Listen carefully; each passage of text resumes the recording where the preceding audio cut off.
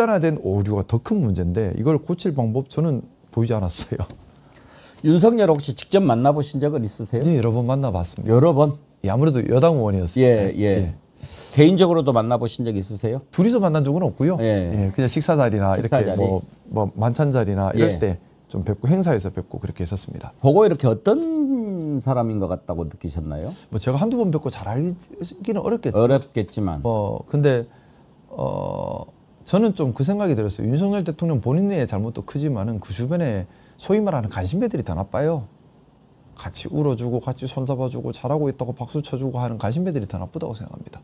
결국 지지자의 성에 갇혀서 간신배들의 말에 눈과 귀가 가려져 버린 거거든요. 거기다 본인의 성품까지 발현이 돼버리니까 비상식적인 판단으로 가고 시간이 가면 갈수록 점점 더 저는 윤석열 대통령이 취임 초기와 계엄 당시는 또 많이 변했다고 봐요. 권력에 많이 취해버리고 더 어두워졌어요. 더 어리석어졌거든요. 그게 소위 말하는 윤석열 대통령을 둘러싸고 있는 사람들의 책임이라 생각합니다.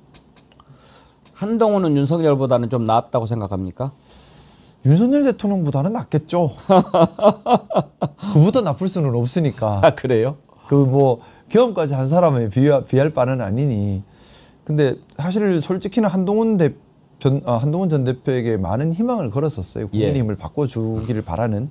그리고 국민의힘의 변화를 바라는 분들이 한동훈 전 대표 중심으로 많이 뭉쳤고 그분이 좀 탄력을 받아서 많은 걸 바꿔주기를 사실은 바랬습니다. 그런데 이제 12월, 1월 지나면서 이제 올해 1월 지나면서 좀 저도 한동훈 대표에 대해서 실망감이 쌓일 수밖에 없는 장면들이 있었어요. 뭐냐면 12월 14일 이후에 대한민국이 극도의 혼란한 상황이었습니다. 정말 목소리를 내고 책임 있는 행동이 필요한 때였는데 그때 어떠한 책임 있는 행동도 하지 않았습니다. 뿐만 아니라 도리어 본인의 경선을 대비해서 친윤과 친해지려는 제스처를 취했죠. 계속해서. 또 제가 5.18 민주묘역에 참배하러 가겠다, 헌화하러 가겠다.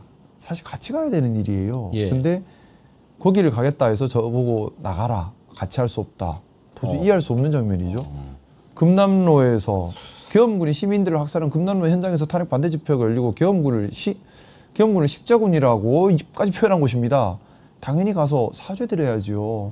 민주 열사들에 대해서 우리가 해서는 안 되는 행동을 한 것이고 광주 시민들에게 말도 안 되는 상처를 준 일입니다. 즉시 가서 사과해야 될 일이고 가슴으로 울어야 될 일인데 안 가겠다를 넘어서서 가니까 너랑 못 놀겠다가 이상하잖아요. 뿐만 아니라 그 다음에 이제 대선 국면에 접어들었을 때도 대통령입니다. 말 그대로 국가를 다 통합시키는 자리여야 돼요. 정책과 비전을 얘기해야 되는 자리입니다. 그런데 기승전 반이재명이에요. 기승전 반이재명에 정책이 없습니다. 국민 통합이 없습니다. 사회 갈등만 있어요. 이게 무슨 대통령 후보의 욕심을 낼 사람이 할 말은 아니지 않습니까? 그러면서 그 생각이 들었어요. 이재명 후보가 저렇게까지 프레임 공격을 당하고 또 더 길게 보면 박근혜 대통령, 더 길게 보면 문재인 대통령 많잖아요. 계속 정치 검찰들이 기획으로 정치인들을 공격해오고 그걸 무기 삼아 권력을 향유하려고 했던 그 나쁜 역사.